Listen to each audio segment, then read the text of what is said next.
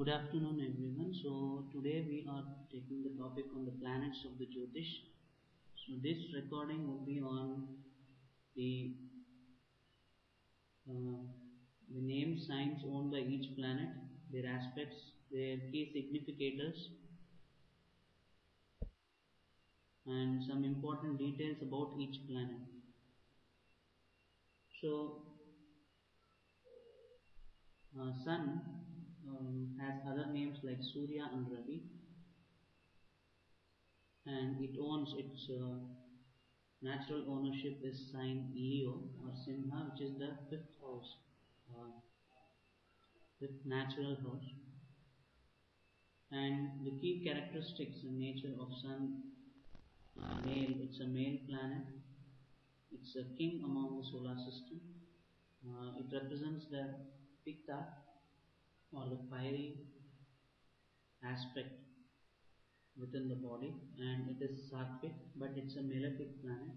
It is a harsh planet, and the it rules 6 years in the Vinchotri Dasha. So it rules the eastern direction. The element ruled by Sun is fire. The stone for Sun is red ruby. It takes care of the bones. It punishes, and it represents the father for a person who is born in the daytime. Now it aspects the sun, and duration is 1 month per sign.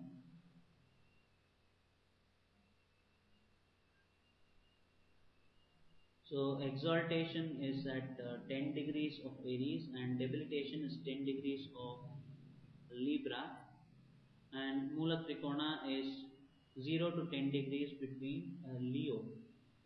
So now Sun's friends are Mars, Moon and Jupiter.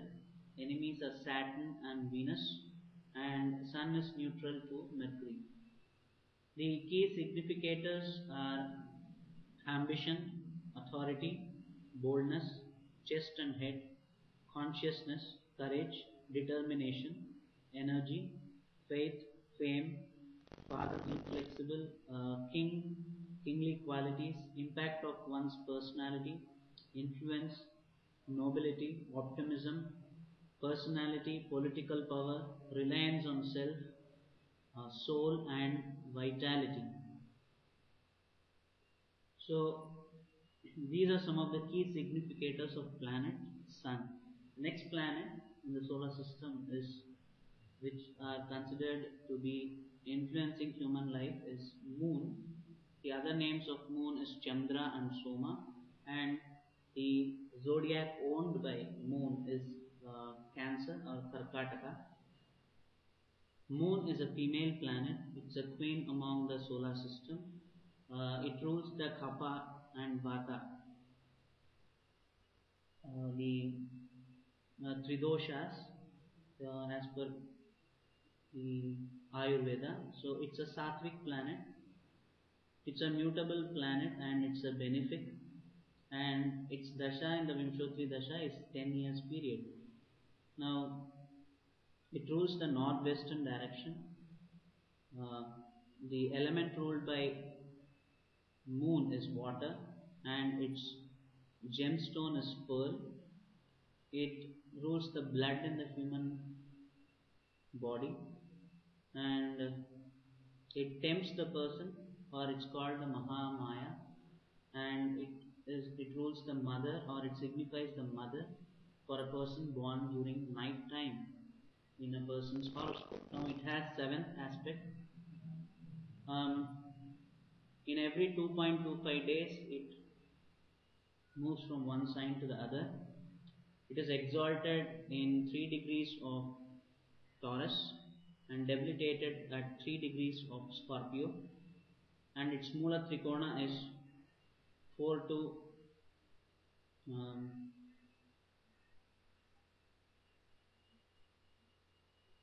4 to 30 degrees of Taurus, and its friends are Sun and Mercury, enemies are none, and it is neutral to all other planets.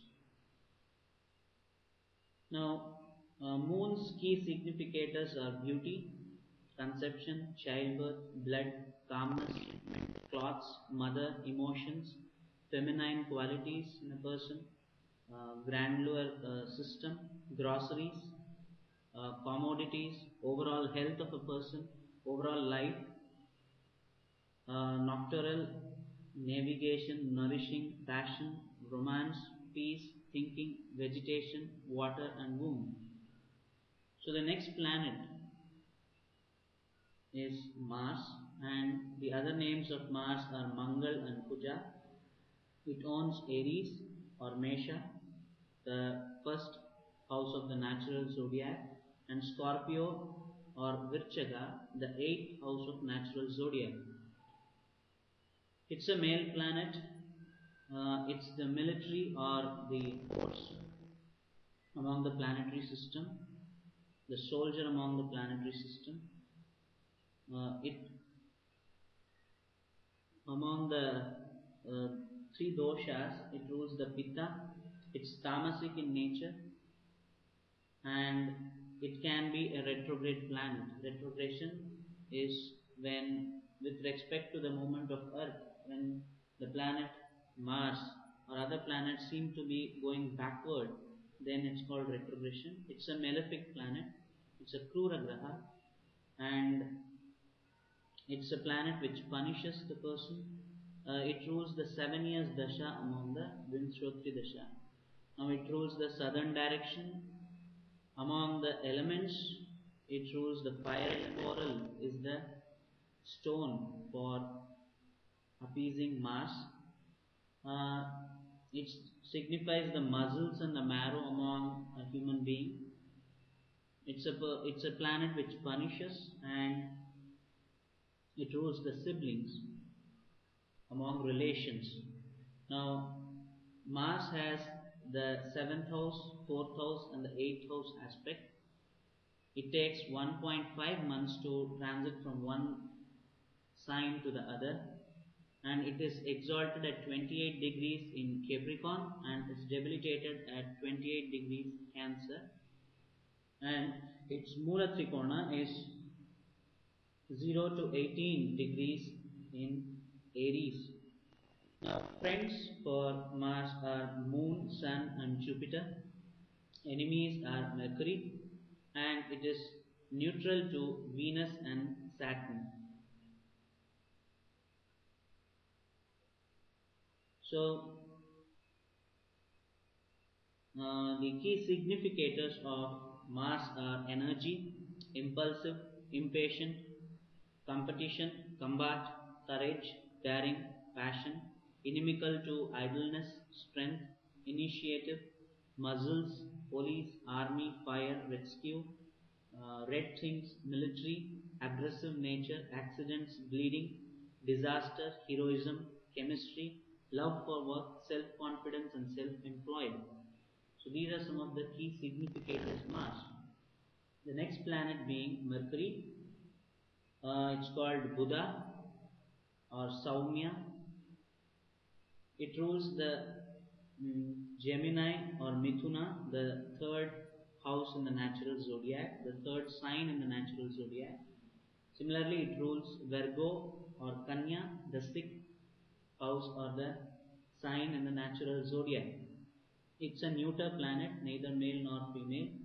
It's the prince among the family relation in the solar system.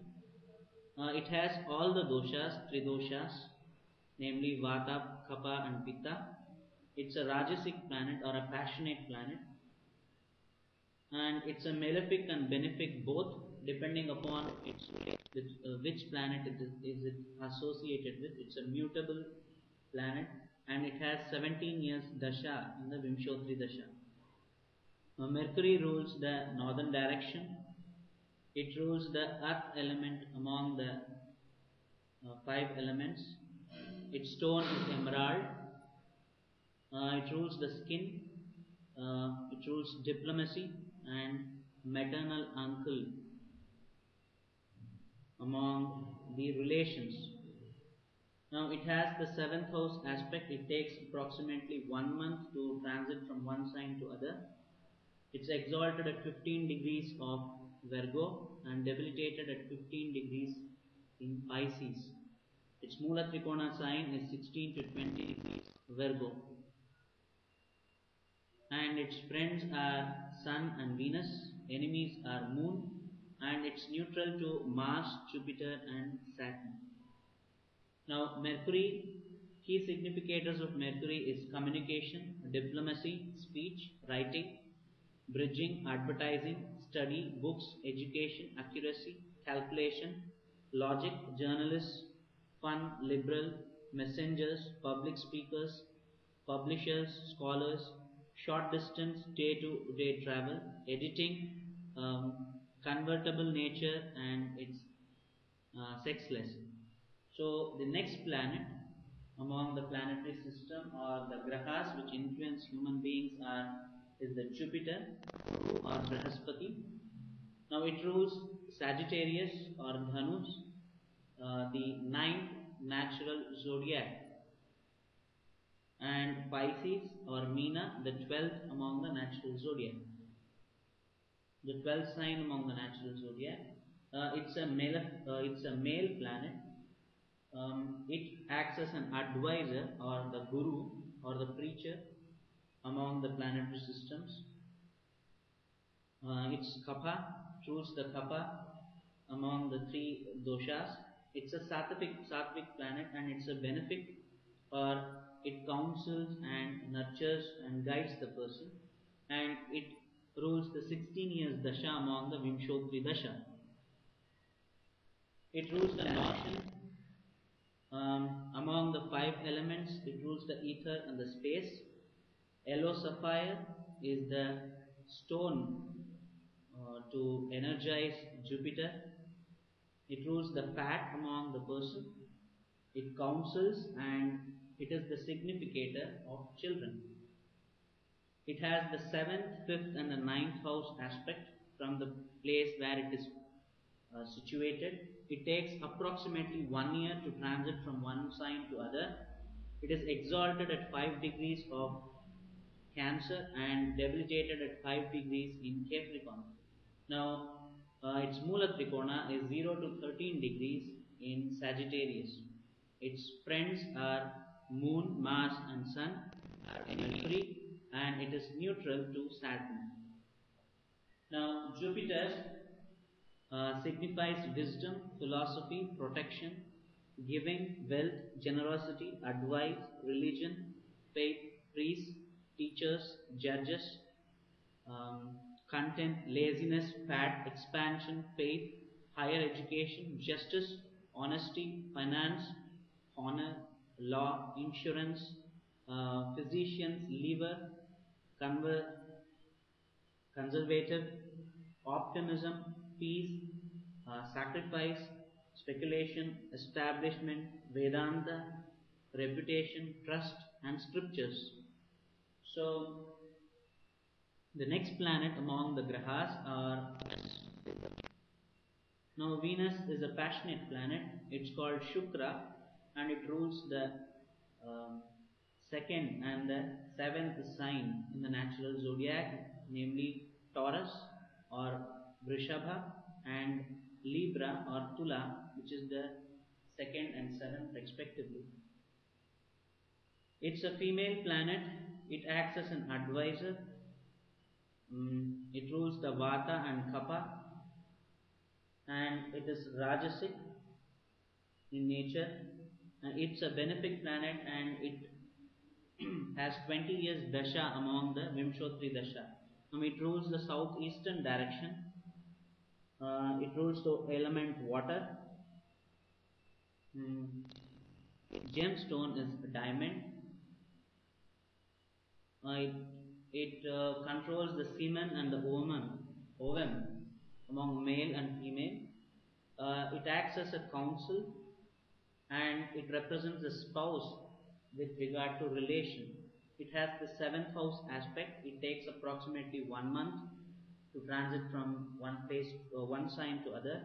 Its exaltation sign is 27 degrees in Pisces and debilitation is 27 degrees in Virgo, and its its Mula Trikona is 0 to 10 degrees in Libra.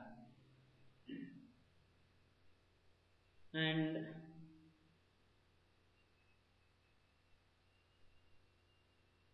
friends are Mercury and Saturn. Enemies are Sun and Moon. It is neutral to Mars and Jupiter.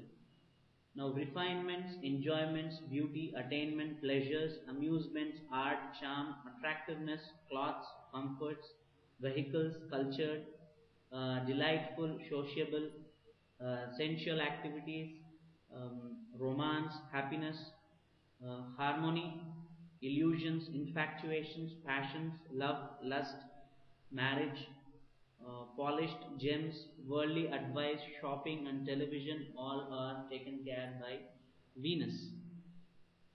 So the next among the grahas is Saturn. Saturn is called Shani, Manda, uh, Capricorn, and Makara, the 10th sign among the zodiac, and Aquarius and Kumbha, the 11th sign among zodiac. It's a neuter planet, it's a servant among the planetary system. It's the three doshas ruled by Saturn is the Vata. It is tamasic. It's a malefic planet and represents diplomacy. It has 19 years dasha among the Vimshotri dasha. It rules the western direction, and among the elements it rules air. The gemstone to energize Saturn is blue sapphire. It rules over the nerves in human body. It acts as a diplomat and diplomacy, and believes in equality, sharing, karma yoga, and so on. And it represents the subordinates or the servant class among the relations. It has the 7th, 3rd, and 10th house aspect. It approximately takes 2.5 years to transit from one sign to other. Its exaltation point is at 20 degrees Libra, debilitation is 20 degrees Aries, and its Mula Trikona is 0 to 20 degrees of mm,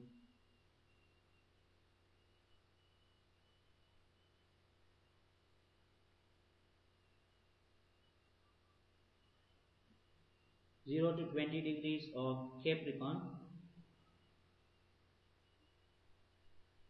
sorry, 0 to 20 degrees of Aquarius. Sorry for the correction. 0 to 20 degrees of Aquarius is Saturn's Mula Trikona. Now, friends of Saturn are Mercury and Venus, enemies are Moon, Mars, and Sun, and it is neutral to Jupiter. Now, captivity, difficulties, austerity, depression, discipline, uh, destroying illusion, dreadful, endless, helpless, frustration, patience, slow, undesirable, work, labor, serious, surrender, thin, lean, unattractive to worldly pleasures, dry, sorrows, power for austerity, poverty, profound, solidity, strong, unshakable, patience, tolerance, are all represented by Saturn. And these are some of the key significators of Saturn.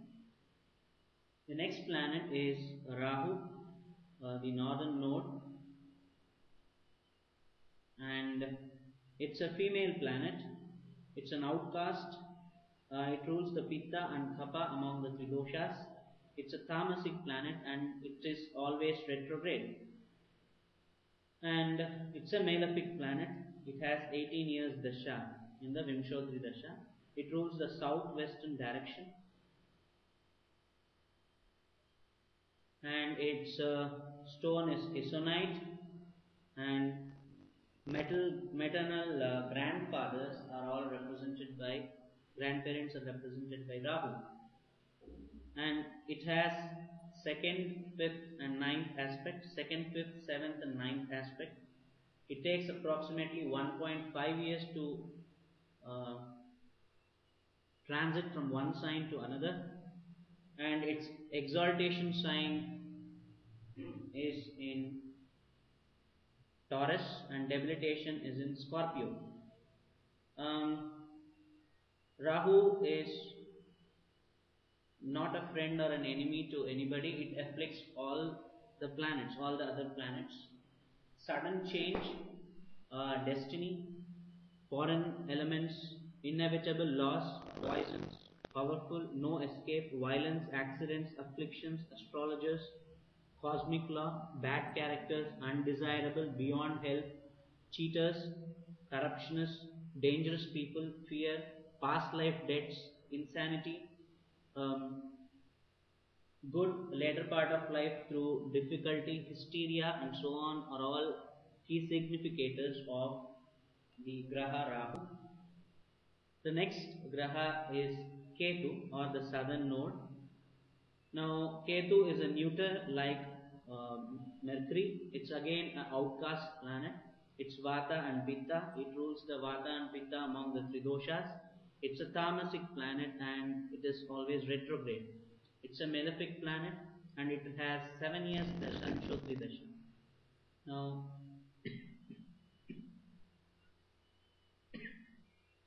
Ketu also rules the southwestern direction, sorry, and its tone for is cat's eye, and it rules the paternal grandfathers. It has no specific aspect, but in the Nadi Jyotish, it is said that it has aspect of second, fifth, seventh, and ninth houses. It approximately takes 1.5 years to transit from one sign to another. Its exaltation point is Scorpio and debilitation point is Taurus. Again, it afflicts all. Now, few things to be understood about these two planets, Rahu and Ketu, are they are always 180 degrees apart. Rahu is the bodiless planet, or which simply shows illusions, anxiety, uh, carving for enjoying pleasures, material pleasures. And Ketu, the opposite, is a sannyasi, a person who wants to be detached. And both these qualities are completely contrary and they do not match each other. And Ketu represents separation, cuts, ascetics, spiritual authority, liberating results, helplessness, dissatisfactions, astrology, ending of bondage, assassination, unacceptedly low things, smoking, killing, cheating, out of body, visions, um, anger which does not have proper reasoning behind it, derangement, overly sensitive, and asceticism. So they are all represented by planet Ketu or Graha Ketu. Now, each individual has two options in life. Either he can accept some material benefit or he can reject some material benefit. So, a person who accepts a material benefit is said to have the influence of Rahu. Similarly, a person who rejects benefit, a material benefit, can be said to have the influence of Ketu. But what our scriptures are trying to say is both are not conducive for proper living. Now we need to act like sun. Sun was the original karma yogi. So that's the reason in Bhagavad Gita, Lord Krishna explains to Arjuna that this science of karma yoga was first taught to Vivaswan. Vivaswan is other name for sun god. So we need to act like sun, neither rejection nor over attachment.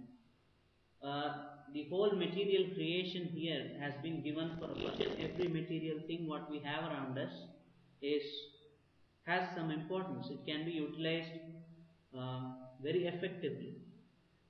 But if we don't do so, if we either reject or have too much attachment to this, then probably we are influenced by Rahu and Ketu. So, to get out of these two planets' influence, we have to act very um, intelligently. And this intelligence comes with the help of Guru, Jupiter. And who has to act is the sun, or the soul within us has to act in such a manner. So, moon is the illusion created, or the moha within us, attraction towards material things, the attraction towards the purushartha, namely the dharma, artha, kama, moksha. So all these four are given by moon, and how to handle this effectively is to be done by sun. And the Mars is the determination to achieve our purushartha. Mercury is the intellect which thinks of various possibilities and ways to achieve the purushartha. Jupiter is the guide how properly, in a sattvic way, in a right way, we can not only get the purusharthas but also attain the divinity ultimately. Venus is the passionate and the enjoying capacity or the happiness, real denoter of happiness within a human being on its diet, which is again temporary in nature. Now, Saturn is the sorrow when a person is not able to achieve the desire, he uh, ends up in sorrow. And Saturn is a harsh teacher. Both Jupiter and Saturn are gurus. One is a sattvic, the other is a strict person, a tamasic planet. Both teaches us the bitter truths of life, but the approach is different. And when a person is not able to achieve and is in sorrow, there he takes to wrong means to achieve his desires, and that's represented by Rahu. And on the other hand, there is complete dejection and there is spiritual enlightenment by Ketu. So, this is how the planets work and function. And depending upon the place and the sign and the house where it is situated, each planet behaves differently for that particular signification that particular house or the sign represents. For example, say if Ketu is placed in the fifth house of intelligence, then it would probably give the native with a lot of spiritual knowledge. But if it is debilitated on the other hand, then probably it would take the person towards spiritual knowledge, but he would have a lot of frustration in following it. Similarly, for example, if Jupiter is exalted, it will give knowledge and right perspective to live life. On the other hand, if it is debilitated, then the person would not have interest in scriptures, in rituals, following the rituals. He would not understand the logic behind the rituals. So, such things are indicated. So this is true with each and every planet, and that's why we saw the debilitation and the exaltation point of each planet. Depending upon where it is placed and the aspect of various other planets, the results are bestowed to the native. So after a while, we'll discuss more about each and every planets and the combinations which give various kinds of results to the native. Thank you.